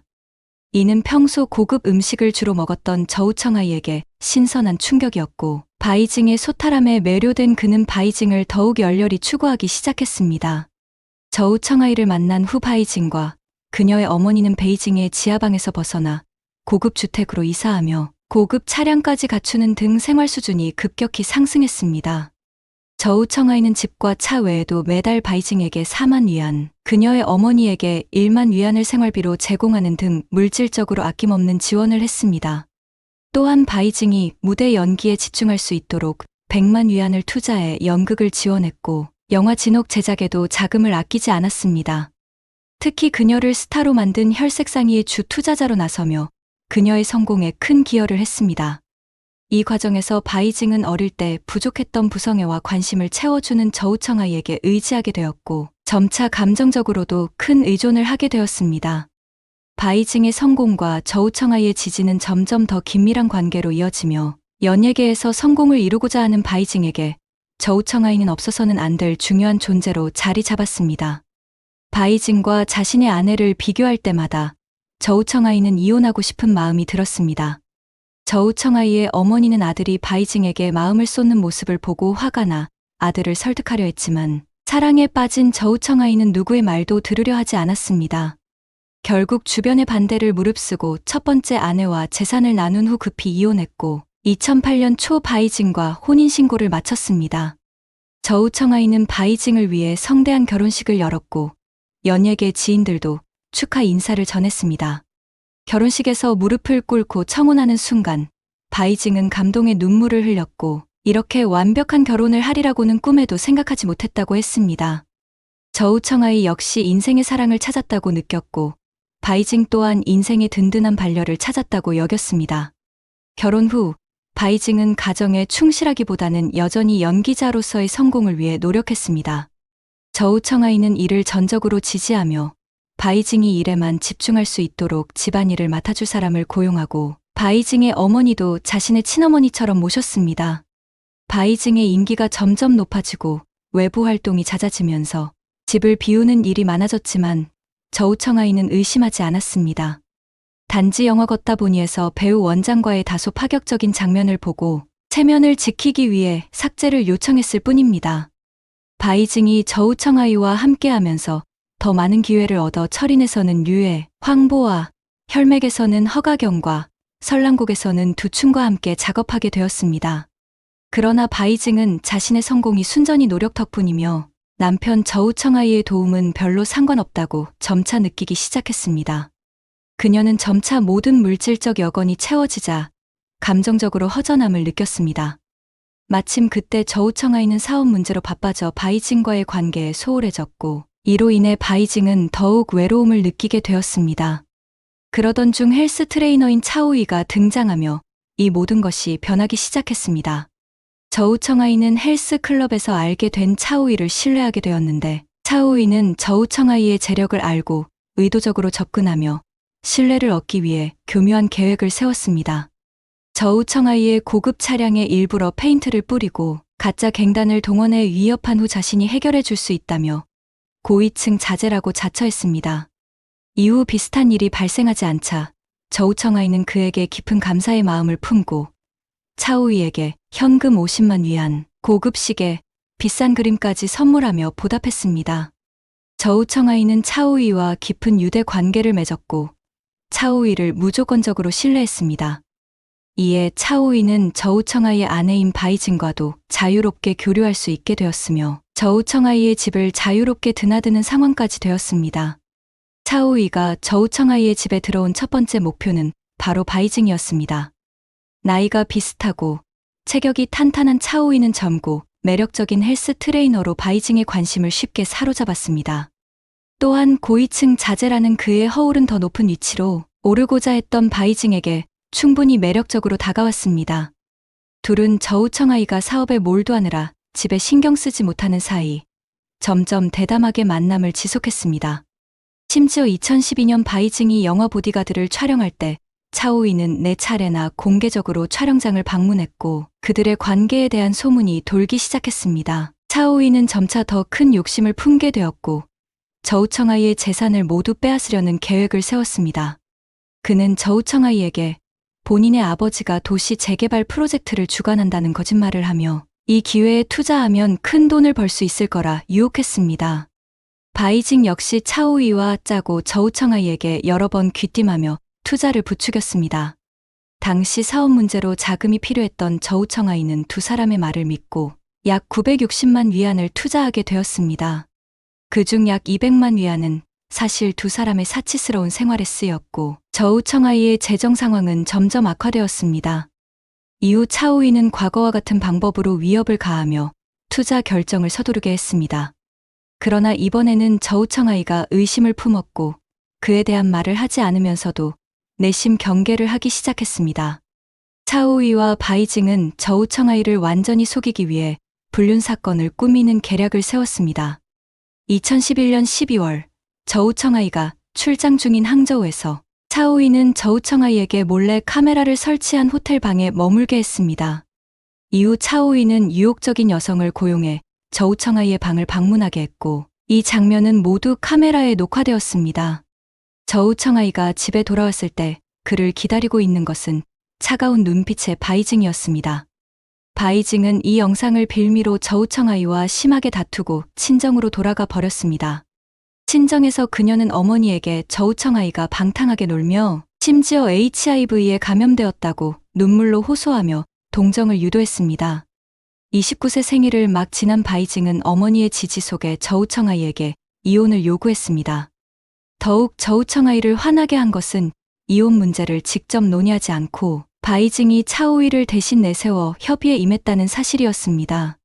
처음부터 아들의 결혼을 반대했던 저우청아이의 어머니는 바이징과의 문제로 큰 충격을 받고 결국 병원에 입원하게 되었습니다. 저우청아이는 밤낮으로 어머니를 간호하며 깊은 슬픔에 빠져 있었지만 그동안 바이징과 차오이는 재산을 빼앗으려는 계획을 점점 더 서둘렀습니다. 바이징은 병원까지 찾아와 저우청아이에게 이혼을 요구하며 큰 소란을 피웠고 이를 본 저우청아이의 어머니는 크게 충격을 받아 다음 날 세상을 떠났습니다. 어머니의 죽음은 저우청아이에게 큰 상처를 남겼고 그의 마음은 완전히 무너졌습니다. 2012년 2월 27일 저우청아이는 법원에서 이혼 소송 통지서를 받았습니다. 바이징은 저우청아이의 모든 주식, 부동산, 차량을 요구하며 그를 무일푼으로 만들려 했습니다. 오랫동안 참고 있었던 저우청아이는 마침내 참을 수 없는 분노에 휩싸여 바이징에게 전화를 걸었지만 그녀는 반성의 기미 없이 어머니의 죽음을 그에게 책임을 묻지 말라고 했습니다. 분노에 찬 저우청아이는 형 저우청장에게 이젠 도저히 못 참겠다. 이 여자는 정말 너무 잔인하다라고 고백했습니다. 이혼 후 처음으로 전 아내에게 연락하여 아들의 양육 문제를 논의했고 그녀는 그가 평소와 다름을 느끼고는 저우청장의 연락처를 알려주며 상황을 설명했습니다. 형은 즉시 저우청아이에게 전화를 걸어 그를 말리려 했지만 그는 전화를 끊었습니다. 2012년 2월 28일 밤 칼을 든 저우청아이는 바이징의 집을 찾아갔습니다. 바이징은 문을 열지 않았고 두 사람은 문 너머로 격렬한 말다툼을 벌이며 이웃 주민과 경비원들의 주목을 받았습니다. 한참 후 바이징이 문을 열고 나왔고 저우청아이는 그녀를 찔러 숨지게 하고 자신도 자해를 하였습니다. 결국 두 사람은 비극적으로 생을 마감했습니다. 이 사건 이후 수사 과정에서 바이징과 차오이의 관계가 밝혀졌으며 이 관계를 어머니가 알고 있었음도 드러났습니다. 바이징의 어머니는 딸과 차오이의 관계를 방관했을 뿐 아니라 저우청아이의 존재를 차갑게 대하며 마치 그의 죽음을 바라는 듯한 태도를 보였습니다. 2015년 베이징 고등법원은 차오이에게 사기죄로 징역 11년형을 선고하고 벌금 1만 1천 위안을 부과했습니다. 판결문에는 차오이가 바이징과 공모하여 고수익 투자를 빙자해 저우청아이의 신뢰를 얻은 후 사기를 친 사실이 명시되었습니다. 차오이는 바이징이 스스로 돈을 빌려준 것이며 사기가 아니라고 주장했으나 법원은 증거가 충분하다고 판단했습니다. 또한 그가 자칭한 고위직 부모는 완전히 허구임이 밝혀졌습니다. 바이징이 사망한 후에도 그녀의 어머니는 바이징이 억울하게 희생당했다고 주장하며 딸과 차오이가 공모해 저우청아이의 돈을 가로챘다는 사실을 부인했습니다. 2012년 8월 7일 바이징의 어머니는 명예훼손 혐의로 바이징에 관한 폭로 기사를 작성한 작가 쥐춘레이를 법원에 고소하며 공개 사과와 함께 정신적 손해배상으로 100만 위안을 청구했습니다. 그러나 법원은 해당 폭로 내용이 허위가 아님을 인정하여 명예훼손으로 간주되지 않는다고 판결, 소송을 기각했습니다. 법원의 판결에도 불구하고 바이징의 어머니는 딸이 억울하게 희생되었다며 지속적으로 온라인에 글을 올렸습니다. 그녀는 바이징을 순수한 존재로 저우청아이를 잔혹한 인물로 묘사하며 자신이 소송을 제기한 매체들에게 100만 위안의 손해배상을 요구했으나 모두 기각되었습니다. 사실에 기반한 내용이기 때문에 명예훼손이 성립하지 않았던 것입니다. 이후 바이징의 어머니는 또 다른 전략을 펼쳤습니다. 그녀는 저우청아이의 막대한 유산을 상속받기 위해 자신이 장모라는 이유로 재산의 절반을 요구하며 저우청아이의 아들까지 고소했습니다. 그러나 이 역시 무산되었고 바이징의 어머니는 이미 바이징의 상속 재산을 상당 부분 취득한 상태였습니다. 바이징의 죽음과 그녀의 어머니가 관련된 일련의 사건들은 바이징이 비극적인 결말로 치닫는 과정에 어머니의 방관과 부추김이 적지 않은 영향을 미쳤음을 보여줍니다. 29세의 젊은 나이에 요절한 바이징은 한때 미셸 여의 계보를 이을 배우로 기대를 받았고 만약 그녀가 살아있었다면 오늘날 더욱 빛나는 커리어를 쌓았을 가능성이 큽니다. 바이징과 저우청아이의 결혼은 애정이 아니라 서로의 자원과 욕망을 충족시키기 위한 관계로 점철되어 있었습니다. 바이징은 명예와 재산을 위해 저우청아이는 외모에 끌려 가정을 파탄내며 두 사람의 비극적인 결말은 결국 이러한 상호 이용의 관계에서 비롯된 것입니다. 오늘 이야기에서 우리는 사랑과 욕망, 그리고 선택이 부른 비극적 결말을 함께 살펴보았습니다. 누구에게나 성공과 행복을 위한 선택이 필요하지만 그 선택이 탐욕과 집착으로 변질될 때 어떤 결과를 가져올 수 있는지를 보여준 사건이었죠. 바이징과 저우청아이의 이야기는 단지 유명인의 사건이 아닌 인간관계 속에서 진정한 가치가 무엇인지 다시금 생각하게 합니다. 안녕하세요, 여러분. 오늘은 홍콩 여배우 유가령에 대한 끔찍한 이야기를 들려드리려고 합니다. 그녀는 아름답고 재능 넘치는 배우로 많은 사랑을 받아왔지만 그녀의 인생에는 숨겨진 어두운 비밀도 있습니다. 바로 1990년에 일어났던 납치 사건과 그 후의 이야기입니다. 이 사건이 그녀에게 얼마나 큰 영향을 미쳤는지, 그리고 그 여파는 무엇이었는지 오늘 함께 알아보겠습니다. 유가령은 1965년 중국 장쑤성에서 태어나 70년대에 부모님과 함께 홍콩으로 이주했습니다. 1982년 홍콩의 무선 텔레비전 TVB 예능 훈련반에 합격하며 연예계에 입문하게 되었는데요. 그녀는 동기들인 유청훈, 오구녀와 함께 연기를 배우며 성장해 나갔습니다. 1984년 드라마에서 여주인공으로 출연하며 대중에게 큰 인기를 얻게 되었죠. 1990년 4월 24일 유가령의 친구인 배우 증지위와 몇몇 친구들이 모여 갑자기 마작을 하고 싶어졌습니다. 증지위는 오랜 마작 친구였던 유가령에게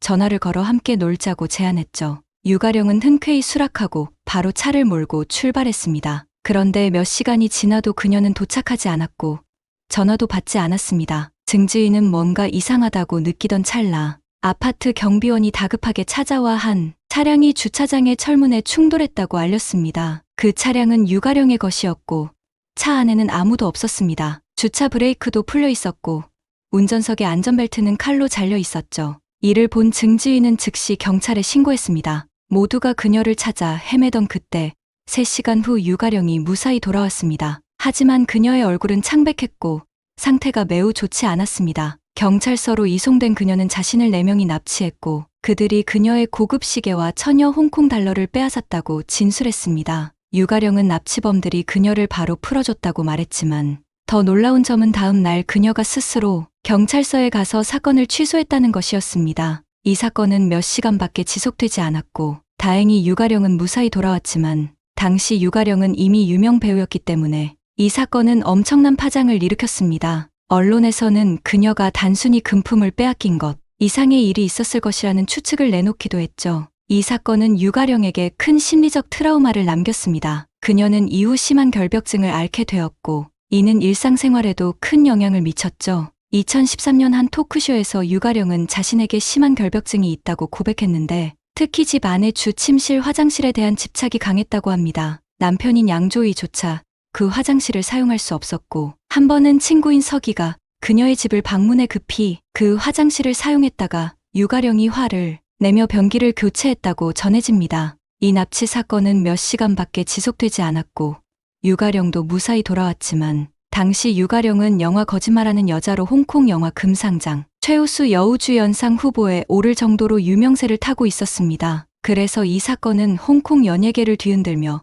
신문과 잡지의 일면을 장식했고 큰 파장을 일으켰습니다. 1990년 4월 29일 발행된 주간민보 1120호는 이 사건을 표지 기사로 다루었고 유가령이 단순히 금품을 강탈당한 것이라는 그녀의 진술에도 언론은 의구심을 품었습니다. 범인들이 단순히 돈을 노린 것이라면 왜 유가령을 몇 시간 동안 데리고 있었을까? 돈을 빼앗고 바로 떠나지 않았을까?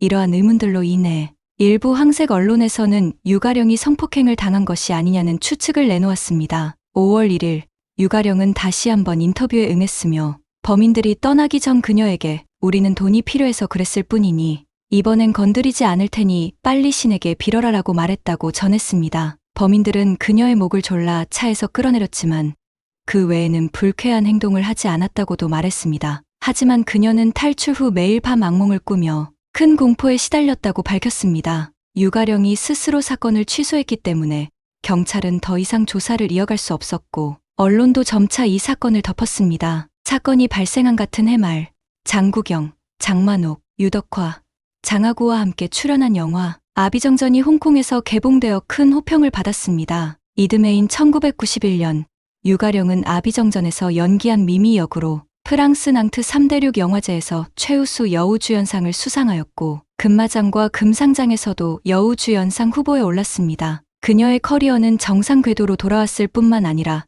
더욱 빛을 발하기 시작했습니다. 그러나 누구도 예상하지 못했듯이 이 납치 사건의 여파는 끝나지 않았습니다. 12년 후 유가령은 또 한 번 큰 상처를 받게 되었습니다. 2002년 10월 30일 홍콩의 유명한 가십 잡지 동주간이 521호 표지의 한 유명 여배우의 몇 년 전 강제로 촬영된 음란 사진을 게재했습니다. 사진과 함께 비극적인 여배우의 순환 사진 공개라는 선정적인 제목이 붙었으며 이 사진은 익명의 제보자가 보낸 것이라고 주장했습니다. 잡지 내의 기사에는 한 여성이 연예계에서 활동하며 현재는 성공한 커리어와 사랑을 이루었지만 과거에 겪은 고통스러운 사건으로 인해 오랫동안 정신적인 고통과 두려움 속에서 살고 있다는 내용이 있었습니다. 기사에서 해당 여배우의 이름을 직접 언급하지는 않았지만 많은 독자들은 기사에 포함된 설명과 마스크로 가려진 두려움에 찬 얼굴을 통해 그 여배우가 유가령이라는 사실을 금방 알아챘습니다. 그날 동주간에 그 호는 매진되었고 추가 인쇄된 판본도 곧바로 품절될 정도로 많은 이들이 이를 사려고 몰렸습니다. 동주간은 작은 잡지가 아니었습니다. 이 잡지는 1992년 홍콩에서 설립된 동방일보 그룹에서 처음 창간한 것으로 홍콩의 연예계와 시사 뉴스를 주로 다뤘으며 한때 판매 부수가 12만 부를 넘기기도 했습니다. 비록 동주간이 2001년 영왕그룹에 매각되었지만 여전히 홍콩에서 큰 영향력을 행사하고 있었습니다. 동주간 측은 이 사진이 익명의 제보자로부터 온 것이라고 주장했지만 여러 보도에 따르면 이 사진은 잡지사가 약 20만 홍콩 달러에 구매한 것으로 보였습니다. 또한 이 사진은 이미 몇 주 전부터 시장에 떠돌고 있었으며 누군가 우연히 이 사진을 입수한 후 금전적으로 어려움을 겪자 이를 팔아넘기려 했다는 소문도 있었습니다. 판매자는 처음에는 유가령에게 접촉해 고가의 사진을 사들이라고 요구했지만 유가령은 이를 변형된 협박이라고 여겨 거절했습니다. 그 후 판매자는 잡지사들에게 사진을 팔기 시작했고 결국 동주간이 관심을 보였습니다. 처음 가격은 50만 홍콩 달러였지만 흥정 끝에 20만 홍콩 달러로 거래가 성사되었습니다. 잡지사는 그 후 약 일주일간 자료를 조사하고 사진의 진위를 검증한 후 이 사진이 조작된 것이 아니라 실제 사진이라는 결론을 내렸습니다. 잡지사 측은 당시 경찰이 사건을 조사할 때 피해 여성이 사진에 대해 언급하지 않았으므로 이번에 사진을 게재하는 것이 형사 범죄에 해당되지 않는다고 판단했습니다. 동주간이 폭로 기사를 내보내자 온라인에서는 유가령에 대한 소문이 빠르게 퍼져나갔습니다. 어떤 사람들은 자신이 사진 제공자라고 주장했으며 심지어 동영상까지 가지고 있다고 말하는 사람도 있었습니다. 그 결과 인터넷에는 이 사건을 이용한 사기성 동영상이 대거 등장했는데 이는 매우 비열한 행위로 평가되었습니다. 동주간은 사회적으로 큰 파장을 일으켰지만 예상치 못했던 것은 홍콩 사회 전반에서 그들을 강하게 비판하는 목소리가 터져나왔다는 점입니다. 11월 2일 동주간의 소유주이자 영왕그룹 회장인 양수성은 공식적으로 동주간의 폐간을 발표했습니다. 잡지사 사장 진요한, 총편집장 몽한명, 그리고 한 명의 책임 편집자는 책임을 지고 사임했지만 여전히 사회적 여론의 비난을 피할 수는 없었습니다. 홍콩 영화계, 교육계, 노동계 등 수십 개 단체는 공동 성명을 발표하며 동주간의 상업적 이익을 위해 피해자의 고통을 무시하는 행위를 강력히 규탄했습니다. 또한 홍콩 영화 및 엔터테인먼트 사무국에는 660건의 민원이 접수되었는데 이는 사상 최대의 민원 기록이었습니다. 사장 유란웅은 전화 인터뷰에서 그 여배우가 누구인지 나는 모른다. 하지만 그게 누구든 중요하지 않다. 홍콩 정부는 불법적인 상업활동을 방관해선 안 된다고 말했습니다. 그 와중에 유명 가수이자 배우인 매연방은 격분하여 잘못된 언론을 비난하며 당신들은 무슨 생각으로 이런 짓을 하는가? 우리가 연예인이라고 해서 이렇게 쉽게 괴롭히는 것이 정당하다고 생각하는가? 단지 우리가 공인이라는 이유로 이런 모욕을 당해야 하는가? 라고 강하게 비판했습니다. 매연방은 또한 사람들에게 동주간을 사지 말 것을 촉구했습니다. 11월 3일 유가령의 남편 양조위, 그리고 증지위, 성룡, 장구경, 매연방 등 여러 영화 및 연예계 단체들이 함께 대규모 시위를 조직했습니다. 그들은 천지가 용서할 수 없다는 구호를 외치며 홍콩 정부의 사건의 배후 주동자를 엄중히 처벌할 것을 요구했습니다. 그날 오후에는 유덕화, 장백지, 진소춘, 장위건 등 500명이 넘는 홍콩 연예계 인사들이 이 시위에 동참했습니다. 시위의 규모가 커지자 홍콩 행정장관 동건아와 여러 고위 관리들은 사건을 주시하겠다고 약속하며 형사 범죄가 연루된 경우 결코 관용을 베풀지 않겠다고 밝혔습니다. 이 사건으로 인해 유가령은 며칠 동안 집 밖으로 나가지 못했고 그녀의 어머니 역시 이 사건을 알고 나서 아무 말도 하지 않고 집안일만 계속했으며 이로 인해 유가령은 더욱 마음이 무거웠다고 전해집니다. 사건이 발생한 후 유가령의 친구인 임청아가 유가령에게 편지를 써서 내가 맞서고 처리하고 받아들이고 내려놓는 법을 배워야 한다고 조언했습니다. 이 8글자는 유가령에게 큰 힘이 되었습니다. 천지부룡항의 활동이 열리던 날 유가령은 드디어 모습을 드러냈고 사람들은 그녀를 위해 자동으로 길을 터주었습니다. 차에서 내리자마자 매연방이 다가와 그녀의 손을 잡고 무대까지 함께 걸어갔습니다. 유가령은 많은 사람들의 지지를 받으며 침착하고 단호하게 저는 제가 생각했던 것보다 더 강하다는 것을 깨달았습니다. 제게 일어난 이 가슴 아픈 사건이 사람들에게 언론 윤리의 중요성을 일깨워준다면 제가 받은 상처는 아무것도 아닙니다라고 말했습니다. 그녀의 말이 끝나자 현장은 박수갈채로 가득 찼으며 텔레비전으로 중계를 지켜보던 사람들도 그녀의 용감한 발언에 감동을 받았습니다. 당시 한국에 출장 중이던 영왕그룹의 회장 양수성도 이 사건을 해결하기 위해 급히 홍콩으로 돌아왔습니다. 그는 대중들에게 사과하며 동주간이 큰 실수를 저질렀기에 폐간 결정을 내렸습니다. 동주간을 폐간하는 것은 내 아들을 직접 죽이는 것과 같은 아픔이었습니다. 라고 말했습니다. 하지만 그의 발언은 대중의 불만을 더 키웠습니다. 많은 사람들은 그가 유가령에게 사과하는 것인지 아니면 동주간 폐간에 대해 유감스러워하는 것인지 의문을 제기했습니다. 천지부룡항해 활동이 끝난 다음 날인 11월 4일 홍콩 특별행정구 정부는 동주간이 게재한 사진을 음란물로 규정했습니다. 이듬해 3월 홍콩 경찰은 동주간의 경영진 11명을 체포해 사진 사건에 대한 조사를 시작했습니다. 이후 홍콩 지역 법원은 동주간 전 총편집장, 몽한명 등 관계자들을 상대로 소송을 제기했습니다. 하지만 동주간은 언론 자유를 주장하며 뉴스 가치를 추구하는 과정에서 일부 유명인의 사생활은 희생될 수 있다고 변론했습니다. 그럼에도 불구하고 법원은 동주간의 유죄를 인정하며 2만 홍콩 달러의 벌금을 부과했고 전 총편집장 몽한명은 도덕적 해이를 이유로 처벌을 받았습니다. 동주간 측은 이 판결에 불복해 항소했으며 사건은 이후 오랜 법정 공방을 거쳤습니다. 2008년 12월 3일 사건 발생 6년 만에 전 총편집장 몽한명이 마침내 유죄를 인정했으며 징역 6개월에 집행유예 2년을 선고받았습니다. 이 기간 동안 많은 사람들이 유가령을 돕기 위해 당시의 납치 사건 배후를 밝혀내려 했지만 유가령과 양조위는 모두 정중히 이를 거절했습니다. 그 이유는 그들이 이미 배후를 알고 있었지만 증거가 없었기 때문입니다. 그렇다면 당시 도대체 누가 감히 한낮에 유명 여배우를 납치했을까요?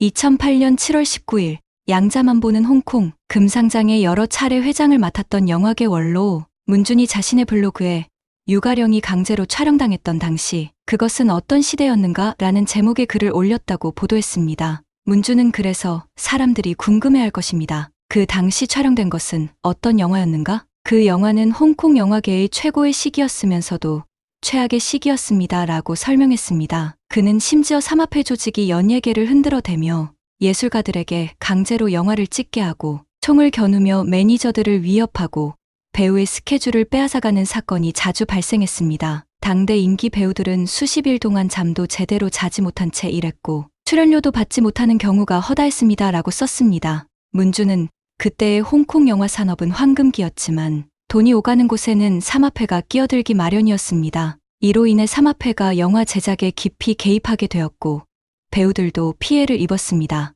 유가령 역시 삼합회가 투자한 영화를 찍는 것을 거부했다가 이 사건의 피해자가 되었습니다. 라고 언급했습니다. 사건 이후 유가령은 네덜란드로 가서 영화 촬영에 참여했습니다. 당시 유덕화 역시 이 영화에 얽힌 피해자였습니다. 영화 제작자들은 유덕화가 출연하는 영화에 800만 홍콩 달러를 지불할 의향을 보였는데 당시 유덕화의 출연료는 100만에서 200만 홍콩 달러에 불과했습니다. 즉 유덕화를 캐스팅하기만 하면 영화가 제작되기 전부터 이미 수백만 달러의 이익을 얻을 수 있었던 셈입니다. 유가령이 네덜란드에서 촬영한 영화는 많지 않았고 이를 바탕으로 많은 네티즌들은 문준이 언급한 영화가 유덕화, 만자량, 유가령이 출연한 홍천용호일 것이라고 추측했습니다. 이 영화는 실제 범죄 조직의 이야기를 바탕으로 갱단의 권력 다툼을 그린 영화입니다. 주요 장면은 외국인 배우들이 대부분 연기했으며 유덕화는 갱단의 부하 역할을, 유가령은 유흥업소 가수로 출연하여 상대적으로 큰 역할은 아니었습니다. 이러한 상황에서 많은 사람들은 이 배우들이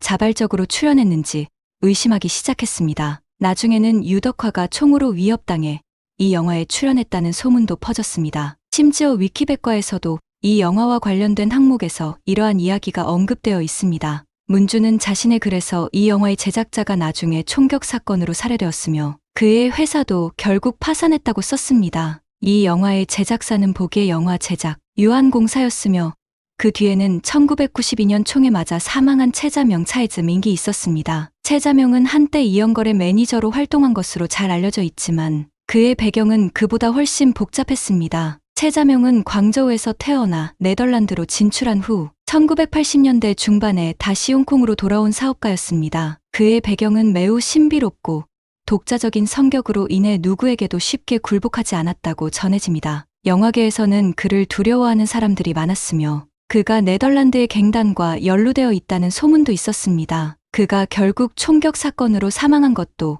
갱단 간의 충돌 때문이라는 말이 돌았습니다. 이러한 점을 고려할 때 채자명이 유가령, 납치 사건의 배우일 가능성이 있어 보였지만 치명적인 문제점이 있었습니다. 영화 홍천용호에는 1989년 11월 4일에 개봉되었고 촬영은 그 이전에 완료되었습니다. 그러나 유가령 납치 사건은 1990년 4월에 발생했기 때문에 사건의 시점이 맞지 않았습니다. 문준의 글은 온라인에서 큰 주목을 받았지만 원문을 찾기 어려웠고 당시 몇몇 언론 보도만 확인할 수 있었습니다. 문준은 인터뷰 요청을 거절했기 때문에 그의 블로그 글의 진위 여부는 아직 명확하지 않습니다. 또 다른 선로는 한갱단의 두목이 영화 산업에 투자하면서 유가령에게 성인 영화를 촬영하라고 강요했지만 그녀가 거절하면서 납치 사건이 발생했다는 것입니다. 그 두목의 영화 회사와 다른 투자처들이 모두 손해를 보자 그는 유가령의 사진을 빌미로 돈을 요구했으나 그녀가 거절했고 결국 사진을 언론사에 팔았다는 주장입니다. 당시 동주간 외에도 다른 언론사들이 이 사진을 받았지만 사진을 공개하지 않았다고 합니다. 유가령은 한 토크쇼에 출연해 동주간 사건이 자신의 인생에서 큰 고비였다고 말했습니다. 그러나 그녀는 이제 그 사건을 받아들이고 있으며 더 이상 사람들이 그 사건에 대해 이야기하는 것을 개의치 않는다고 밝혔습니다. 그녀에게는 언급할 수 없는 것이 없으며 동주간 사건도 그녀의 인생 경험 중 하나일 뿐이고 이 경험들이 오늘날의 그녀를 만들어 주었다고 말했습니다. 그 인터뷰에서 유가령은 자신이 납치 사건의 배우가 누구인지 알고 있다고 암시했습니다. 오늘날 그녀는 심지어 그 납치범들에게 감사하다고도 말합니다. 왜냐하면 그들이 그녀를 성폭행하지 않았고 단지 다른 사람의 지시에 따라 행동했기 때문이라고 덧붙였습니다. 유가령이 자신의 납치 사건이 영화 출연을 거절한 이유 때문이었다고 밝혔을 때 그녀는 그 영화의 제목을 성황기병이라고 기억했지만 이는 잘못된 정보로 밝혀졌습니다. 성황기병 시리즈는 1984년에 첫 번째 작품이 제작되었고 그 이후 1986년에 2부, 1988년에 3부, 그리고 마지막으로 1989년에 4부가 촬영된 후 더 이상 시리즈가 나오지 않았습니다. 유가령이 납치된 사건은 1990년에 발생했기 때문에 그녀가 기억한 영화 제목은 잘못된 것으로 드러났습니다. 이후 성황기병의 제작자인 소약원이 자신의 페이스북에서 이 사건과 영화는 관련이 없다고 부인했습니다. 그녀는 유가령이 영화 제목을 착각한 것이라고 밝혔으며 당시 성황기병의 감독 맥당운과 그 뒤에 있던 회사, 가화영업의 관계자들은 유가령과 친밀한 관계였기 때문에 납치 사건과는 무관하다고 설명했습니다. 2014년 홍콩의 배우이자 삼합회 두목이었던 진혜미는 한 토크쇼에서 유가령 납치 사건에 대해 자신이 알고 있는 또 다른 이야기를 공개했습니다. 그는 그날 차를 몰고 가다 몇 명의 소규모 갱단원들을 만났는데 이들이 유가령을 납치했다고 주장했습니다. 갱단원들은 유가령을 납치한 후 근처 편의점에서 즉석 사진기를 사서 그녀의 사진을 찍었고 결국 그 사진이 언론에 유출되었다는 것입니다. 진혜미는 이 사건을 해결하기 위해 개입해 납치범들을 교도소로 보냈으며 찍힌 사진을 유가령의 남편 양조위에게 전달했다고 주장했습니다. 하지만 한 범인이 출소 후 사진 한 장을 발견하고 금전적 이유로 사진을 언론사에 팔았다고 덧붙였습니다. 또한 유가령의 비디오가 있다는 온라인 루머에 대해 진혜미는 단호히 부정하며 그런 일은 결코 없었다고 말했습니다. 하지만 진혜미는 종종 사실과 허풍을 섞어 말하는 스타일로 잘 알려져 있었기 때문에 그의 주장에 신빙성을 두지 않는 사람들도 많았습니다. 이와 관련해 또 다른 소문도 있었습니다. 홍콩의 주요 갱단 중 하나였던 수방대부 고노파가 유가령의 사진을 입수한 후 자신의 신분 문제로 진혜민에게 사진을 넘겼다는 설입니다. 수방은 홍콩의 오래된 갱단 안락회를 의미하며 안락 음료수 공장에서 시작된 조직이었기 때문에 이들은 수흑으로도 불렸습니다. 유가령 납치 사건의 배우가 정확히 누구인지는 아직도 밝혀지지 않았지만 삼합회와 같은 범죄 조직이 깊이 개입한 것은 분명합니다. 20세기 홍콩 영화계에서 삼합회는 자주 다뤄졌으며 고혹자라는 단어가 홍콩 영화를 통해 널리 알려지게 되었습니다. 실제로 많은 범죄 조직들이 돈 세탁이나 이익을 위해 영화 산업에 투자하기 시작했습니다. 진혜민도 인터뷰에서 19만 6,070년대 대형 영화사를 제외한 대부분의 홍콩 영화사들이 삼합회에 의해 운영되었다고 회고했습니다. 처음에는 보호비를 요구했지만 거부하면 촬영을 방해하거나 폭력을 행사했습니다. 1990년대가 되면서 홍콩 영화계에서 삼합회의 영향력은 더욱 두드러졌습니다. 영화 제작자, 배우, 감독들이 그들의 자금에 의존했고 때로는 갱단이 영화를 통해 자신들의 이미지를 미화하려 했습니다. 그 결과 갱단의 의리와 폭력을 긍정적으로 묘사하는 영화들이 많이 제작되었고 관객들 사이에서도 잘못된 인식이 퍼졌습니다. 영화 산업은 삼합회가 장악했기 때문이다. 그들은 자신들을 좋은 사람으로 묘사한다고 말한 일화를 소개했습니다. 이처럼 당시 홍콩 연예계는 삼합회의 영향력 아래 있었으며 많은 사건들이 연예인과 갱단 사이에서 발생했습니다. 1994년에는 홍콩 배우 황추생이 삼합회에 의해 영화 출연을 강요받았다고 경찰에 신고했고 2001년에는 성룡이 영화 러시 아워 이 촬영 중 삼합회로부터 촬영 장소 사용료로 50만 홍콩 달러를 요구받는 협박을 당했습니다. 성룡은 기자회견을 열고 이들은 홍콩의 얼굴에 먹칠을 하고 있다고 강하게 비난했습니다. 또한 홍콩 연예계의 대부였던 증지인은 갱단과의 갈등으로 인해 길거리에서 공격을 받아 크게 다쳤고 여배우 옆자매는 성인 영화 출연을 강요받다가 이를 거부하면 얼굴을 망가뜨리겠다는 위협을 받기도 했습니다. 이런 사건들은 당시 홍콩 연예계와 갱단의 복잡한 관계를 보여주는 대표적인 사례들입니다. 오늘날 홍콩 영화 산업은 한때의 황금기를 지나 쇠퇴했으며 삼합회의 영향력도 약해졌습니다. 하지만 과거 홍콩 영화의 화려함 뒤에는 이러한 어두운 이야기들이 있었으며 영화 속 갱단의 이야기는 실제와 맞닿아 있었습니다. 오늘의 영상은 여기까지입니다. 의미 있게 보셨다면 구독, 좋아요, 알림 설정 부탁드립니다. 다음 영상에서 다시 만나요.